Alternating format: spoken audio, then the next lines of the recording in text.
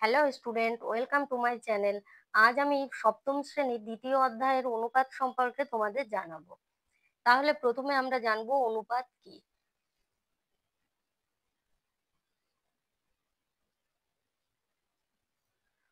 অনুপাত হলো দুটি একই জাতীয় রাশির ভাগফল, যার কোনো একক হয় না।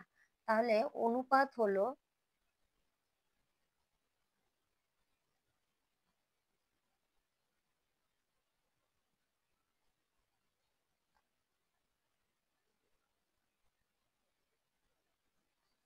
একই জাতীয় রাশির ভাগফল। অনুপাতের কোনো আমাদেরকে জেনে রাখতে হবে যে অনুপাতের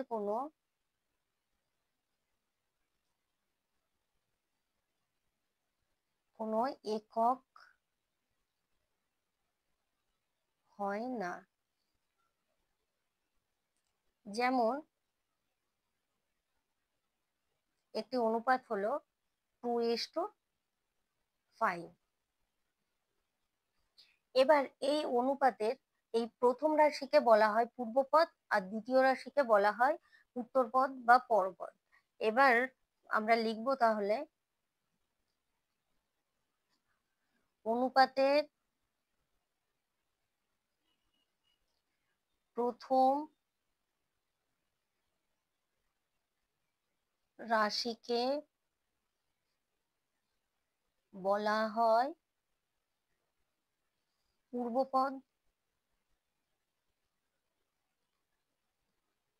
পূর্বপদ এবং দ্বিতীয় রাশিকে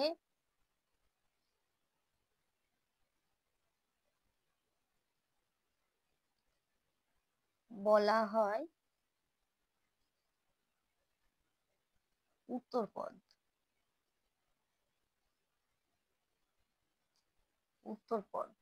অর্থাৎ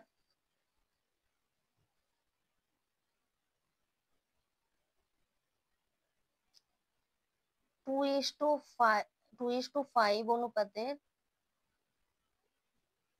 5 এর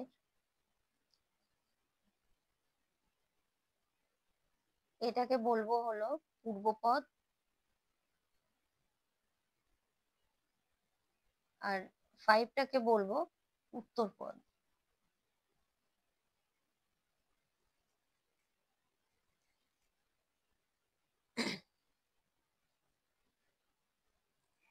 এবার আমরা জানবো এবার আমরা কিছু অনুপাত সম্পর্কে জানবো, যেমন ধরো লঘু অনুপাত, গুরু অনুপাত, সমানুপাত, সরল অনুপাত, ব্যস্ত অনুপাত, মিশ্র অনুপাত। এই অনুপাতগুলি সম্পর্কে আমরা জানবো। তাহলে আমরা প্রথমে জানবো হলো গুরু অনুপাত। আমরা পয়েন্ট করি গুরু অনুপাত। পূর্বপদ যদি উত্তরপদের থেকে বড় হয়, অর্থাৎ পূর্বপদ গ্রেটার দেন উত্তরপদ হয়,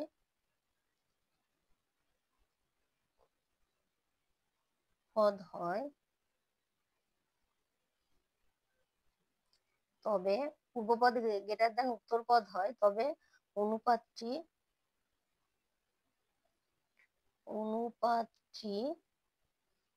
গুরু অনুপাত।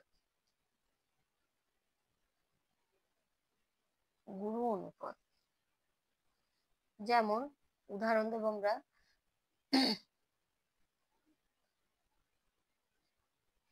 7:4। এখানে দেখো পূর্বপদ উত্তরপদের থেকে বড় হয়েছে। 2, লঘু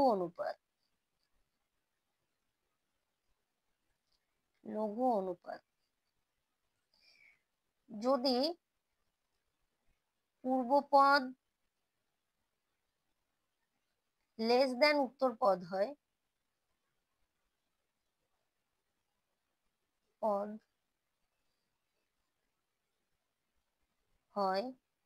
তবে অনুপাতটি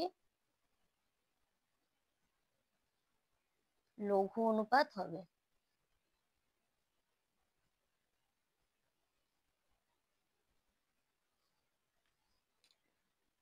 উদাহরণ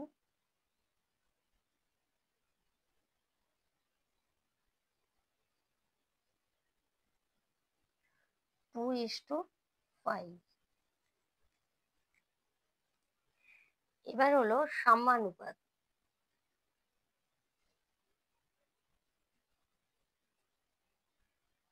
সাম্যানুপাত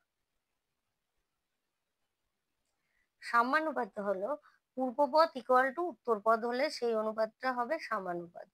পূর্বপদ ইকুয়াল টু উত্তরপদ হলে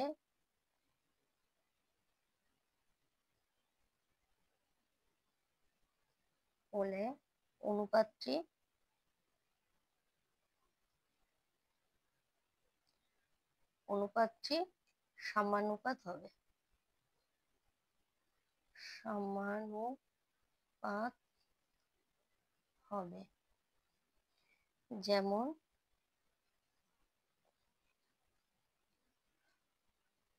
1:1। এবার আমরা জানবো সরল অনুপাত।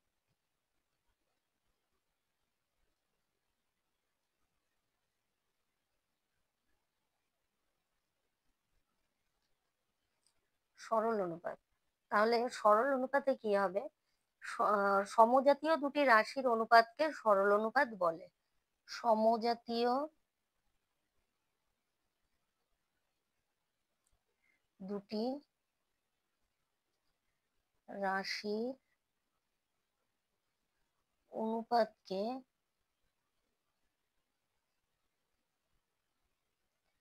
সরল অনুপাত বলে।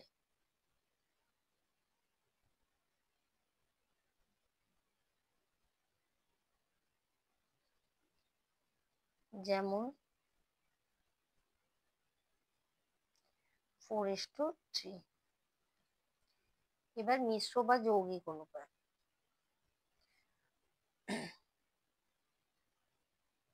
মিশ্র বা যৌগিক অনুপাত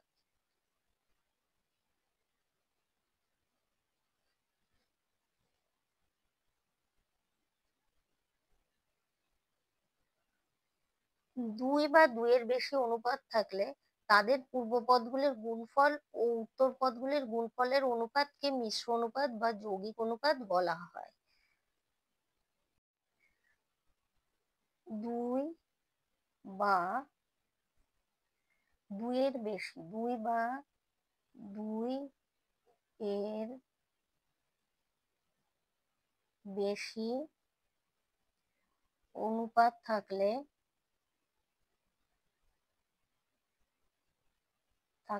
তাদের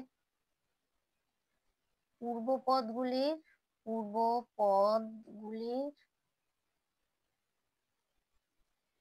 গুণফল ও উত্তরপদগুলির গুণফলের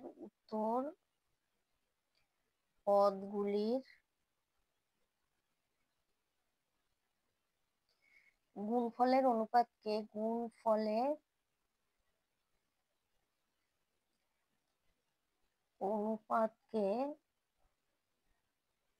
মিশ্র অনুপাত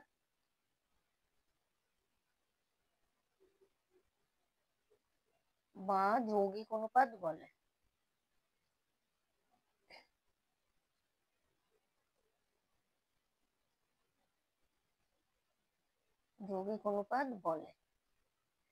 যেমন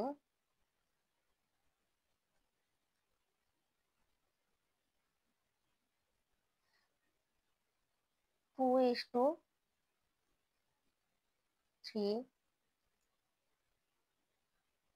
1:4,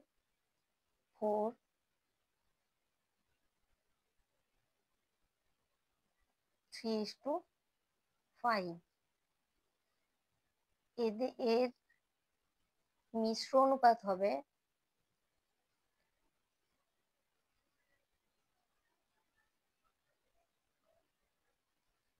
অনুপাত হবে মিশ্র অনুপাত আমরা কি জেনেছি? দুই বা দুইয়ের বেশি অনুপাত থাকলে তাদের পূর্ব পদগুলির গুণফল ও উত্তর পদগুলির গুণফলের অনুপাতকে মিশ্র অনুপাত বা যৌগিক অনুপাত বলে। তাহলে আমাদের এখানে তিনটি অনুপাত আছে। এই অনুপাতের মিশ্র অনুপাত বের করতে গেলে আমাদের পূর্ব পদগুলির গুণফল আর উত্তর পদগুলির গুণফলের অনুপাত করতে হবে। তাহলে পূর্ব পদগুলির গুণফল মানে 2 গুণ 3, সরি 2 গুণ 1, এর পূর্ব পদ হলো 1, গুণ এর পূর্ব পদ হলো 3, ইস্টু উত্তর পদ 3, গুণ 4, গুণ 5। তাহলে সমান সমান কত হবে? 3 3, 3 দুগুণে 6, 3 4 12, 5 12 60। একে আমরা লিখতে পারি 1:10।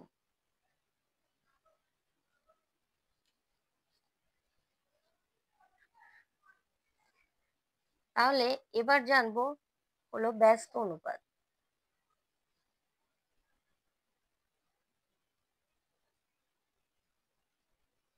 ব্যস্ত অনুপাত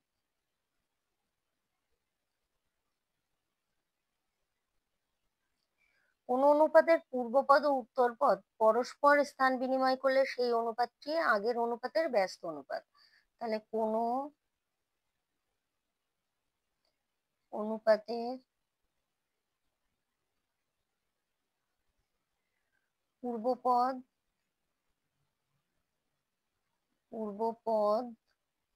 ও উত্তরপদ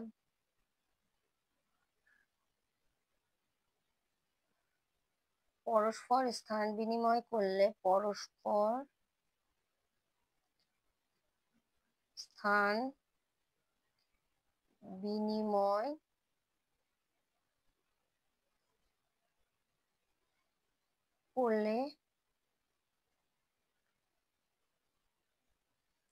সেই অনুপাতটি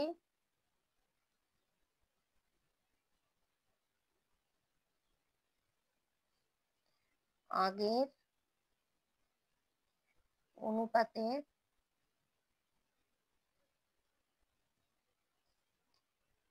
ব্যস্ত অনুপাত বলে।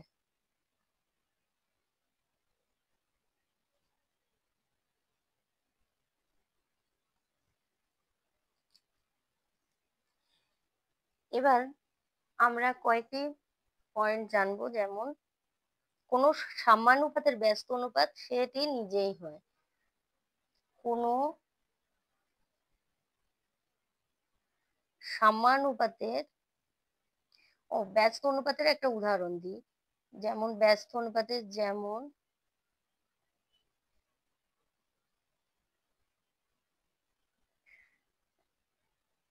3:4 এর ব্যস্ত অনুপাত হবে ব্যস্ত অনুপাত 4:3। এবার আমরা জানবো কোন সাম্যানুপাতের ব্যস্ত অনুপাত সেটি নিজেই হয়। কোন সাম্যানুপাতের ব্যস্ত অনুপাত সেটি নিজেই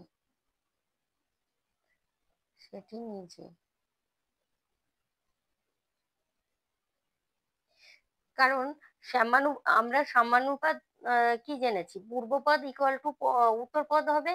তাহলে পূর্বপদ যদি ধরো এখানে একটি সাম্যানুপাত হলো 1:,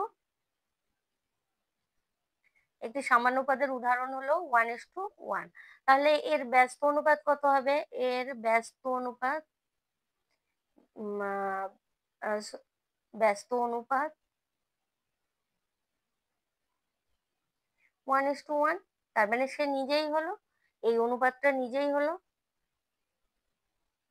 এবার আরেকটি পয়েন্ট হলো, একটি অনুপাত ও তার ব্যস্ত অনুপাতের যৌগিক অনুপাত সবসময় সাম্যানুপাত হয়। একটি অনুপাত ও তার ব্যস্ত অনুপাতের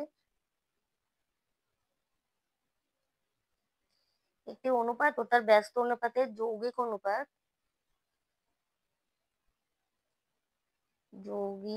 ব্যস্ত অনুপাতের যৌগিক অনুপাত হবে সাম্যানুপাত।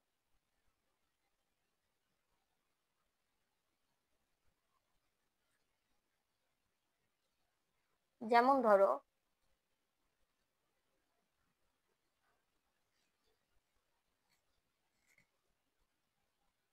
একটি অনুপাত 2:3, এত এর ব্যস্ত অনুপাত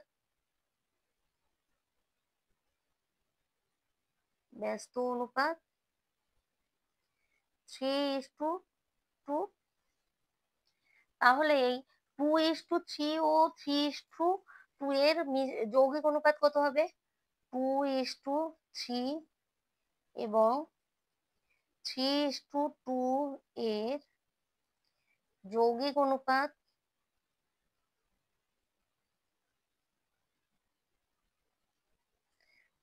সমান সমান এর পূর্বপদ 2 গুণ এই অনুপাতের পূর্বপদ 2, এর উত্তরপদ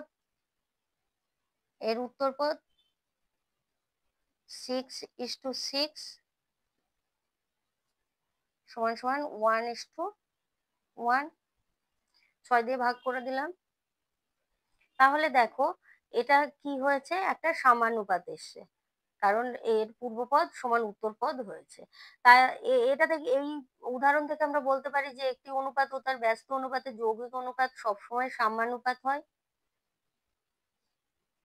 আজ এই পর্যন্তই থাকবে। আমার ভিডিও যদি তোমাদের ভালো লেগে থাকে তাহলে লাইক করো, শেয়ার করো, কমেন্ট করো, আর পরের ভিডিও পাওয়ার জন্য অবশ্যই সাবস্ক্রাইব করো।